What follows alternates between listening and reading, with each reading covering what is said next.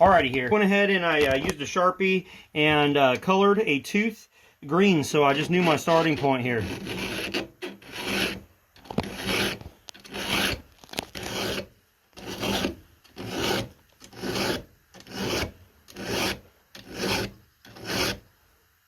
We're just doing a light touch up here, everyone, because I just cut up a little bit of that dry oak, and I could tell it kind of knocked the tooth down just a hair. So we're going to just lightly touch it up here.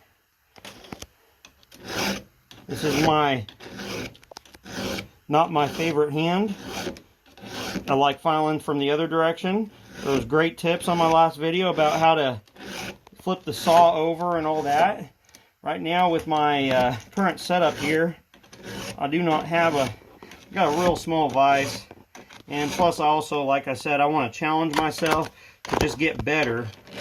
Always building technique. Like, I don't want to have a stronger hand or a weaker hand, right? So what I'm going to do now is I'm just forcing myself to file better this way. Okay, I'm at the last tooth on this angle here. It takes me a minute to get in a rhythm, everybody.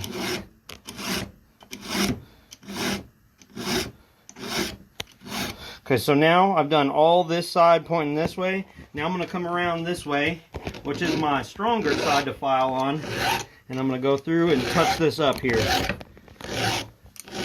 And like I said, I haven't really cut that much with this chain, but what's happened is I was cutting that dirty, dead wood.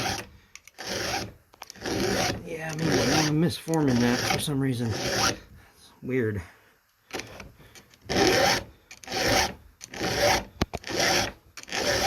I hate when I do that. I don't like filing a brand new chain, everybody. It's a little hard for me because I think what it is I am at a different angle apparently than what it came out of the box. Yeah, I'm a little bit steeper of an angle, and so what that's doing is it misforms it, and I just got to get better. That's just the plain truth, everybody. Just got to get better. I'm going to try to make my angle a little less here.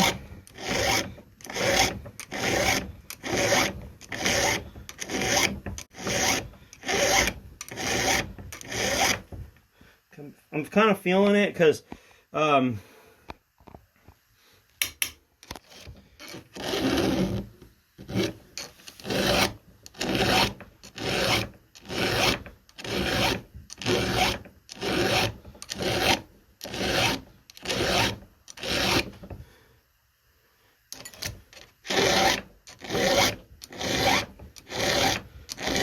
and like I said in the last video, practice makes perfect. Practice makes perfect, everybody.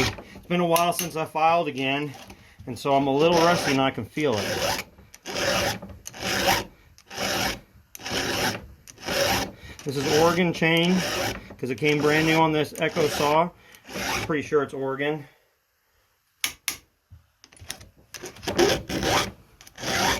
And before I cut with it, I am going to go ahead and check the rakers too, because they might be a little high. I'm kind of curious. We'll see.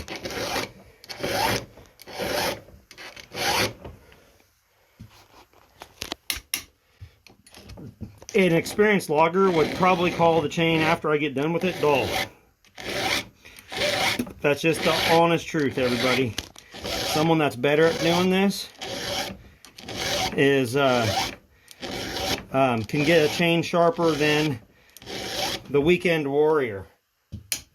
But it's really important that you at least be able to get it to a good point, everybody. You got to be able to get your chain to a good point, because inevitably you're going to hit metal, you're going to hit a rock or something at some point, and you do not want to have to be buying chains or paying someone to grind and so forth.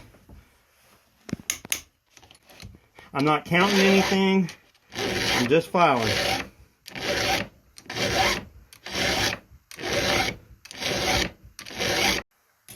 Okay, I'm setting my rakers, everyone. I started over here at this green tooth, went down. Some of these are, some of them were good, some of them aren't. what I like to do is I just feel for it. Okay? And this is how I do it. And someone mentioned that they thought this was hardened steel one time. I don't think mine is. I mean, let's do a test here.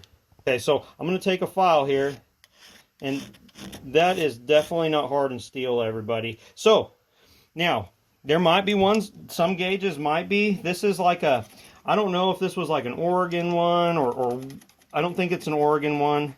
I think it was a kit I bought at a big box store. I'm not sure, but I can assure you that this is definitely not hardened steel, and that's why I don't file right on it, because I'm just using it to get an idea, everyone. See, you can hear that?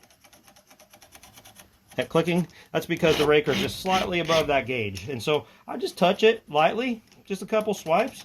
This one's got one.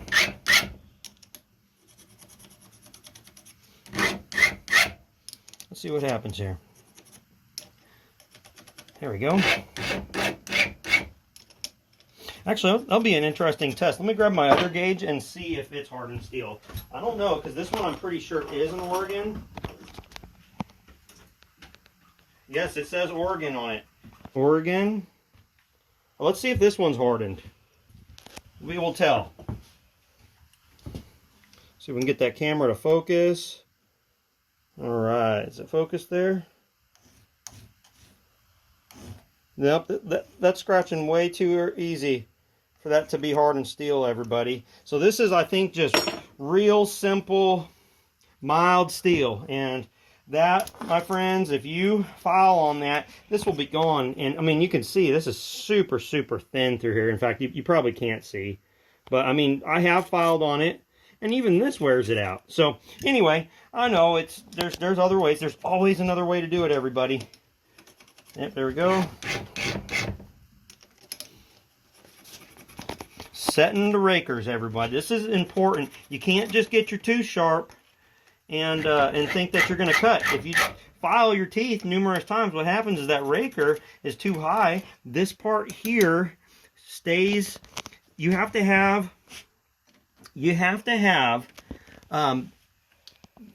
this part right here determines how deep this tooth can cut. Well, if this and the top of this tooth are even, or if the tooth is below that, this is just going to not do anything. It's not going to get to bite anything. This has to come down in order for it to grab a bite. Now, if you take it too far down, it's going to be too hungry, and that is a pain in the neck. And some saws can't even pull it, and it's just a nuisance, everybody. So that's why it's important to use a raker gauge.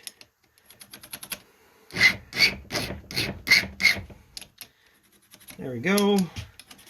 And again, this is just the way I do it. There's other people that do it differently. There's other people that are going to say, that is so dumb, and all that. So we're not going to worry about that, though, because they probably file the chain differently, do it a different method. Some of them might file with it one-handed. I can't do that, everybody.